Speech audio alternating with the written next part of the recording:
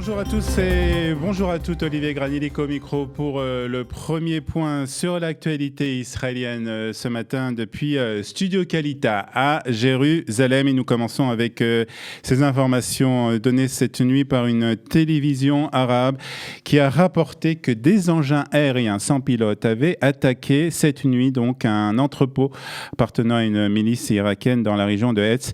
C'est près de la capitale irakienne, à Bagdad.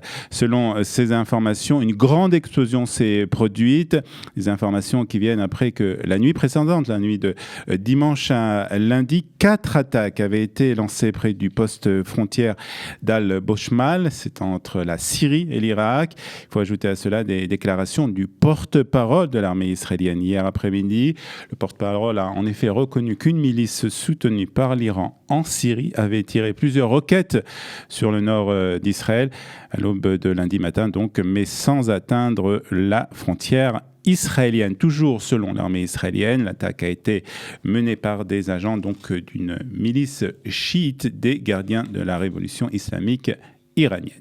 Et puis justement, l'Iran, puisqu'on en parle, hier soir, le Premier ministre israélien a convoqué une conférence de presse pour annoncer qu'Israël avait découvert un nouveau site de développement d'armes nucléaires en Iran.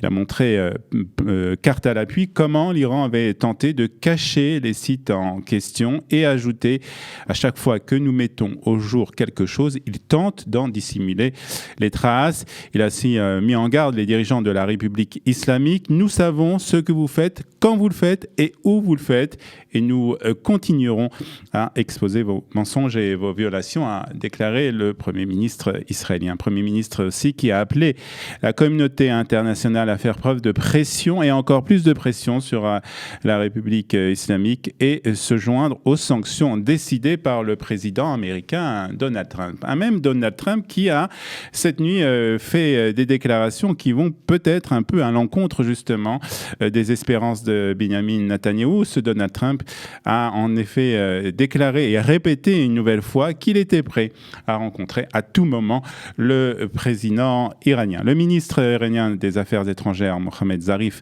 a de son côté réagi en accusant Benjamin Netanyahou de ne vouloir que la guerre. Celui qui possède des véritables bombes nucléaires crie au loup à propos d'un supposé site détruit en Iran. A tweeté M. Zarif, tout ce qu'il veut c'est la guerre, peu importe le sang d'innocents et le prix à payer, a donc dénoncé le Premier ministre iranien. Ce qui nous amène à parler de la campagne électorale, puisque les deux choses sont ce matin très liées. En effet, les adversaires de Benjamin Netanyahou l'ont accusé d'utiliser des secrets sécuritaires à des fins politiques. L'utilisation de secrets à des fins de propagande politique est la preuve de la panique dans laquelle se trouve Benjamin Netanyahou. Une fois de plus, Netanyahou ne se soucie que de Netanyahou, c'est ce qu'a déclaré Benny Gantz, le président du parti bleu-blanc. Et puis Itzik Shmouli du Mahane HaDemocratie a de son côté déclaré que le dossier du nucléaire iranien ne devait pas servir de décor pour la campagne électorale de Benjamin Netanyahou. Et toujours dans le cadre de la campagne électorale pour des élections qui doivent avoir lieu, je vous rappelle, dans exactement une semaine, Benny Begin, le fils de l'ancien Premier ministre et du légendaire dirigeant du parti de droite, a annoncé hier qu'il ne voterait pas cette fois-ci pour le Likoud. Il a estimé que les ministres sont bien conscients de ce qu'ils font et ce qu'ils font est illégal, dans la mesure où le procureur général les en a avertis. Il parlait bien entendu de la fameuse loi sur les caméras qui avait été adoptée par le gouvernement de Benjamin Netanyahou à l'encontre de l'avis du procureur général. Il s'est exprimé hier sur les ondes de Galei Tzahal. Et justement, concernant cette loi, les députés de la commission de régulation de la Knesset ont bloqué hier cette proposition de loi qui, je vous rappelle, visait à permettre l'installation de caméras dans des bureaux de vote.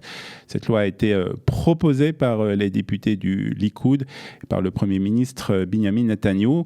Il a d'ailleurs réagi hier à l'échec du projet de loi en répétant que les leaders de Kahol, Lavan, Benny Gantz et Yair Lapid ainsi que le dirigeant de Israël Beitenu, Avigdor Lieberman, avaient l'intention de former un gouvernement avec des membres de l'Alliance de la liste arabe.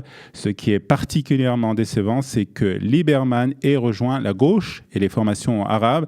Il avait dit par le passé qu'il éliminerait Haniyeh dans les 48 heures. Et là, en 48 heures, il a fait volte-face et rejoint Ahmed Timi Ayman Odeh. C'est ce qu'a déclaré hier le Premier ministre après son échec donc à la Knesset. Un mot de sport avant de terminer ce premier rendez-vous avec l'actualité israélienne sur Studio Kalita pour vous dire que le rêve de voir Israël participer à l'Euro s'éloigne. En effet, l'équipe de football israélienne s'est inclinée hier 3-2 contre la Slovénie avec un dernier but qui a été marqué à la 90e minute. La météo de ce mardi 10 septembre, 10 Elul 5779 avec amélioration des températures ici en Israël. 31 à Tel Aviv, 30 à Jérusalem, 33 à Beersheva et 38 degrés à Eilat.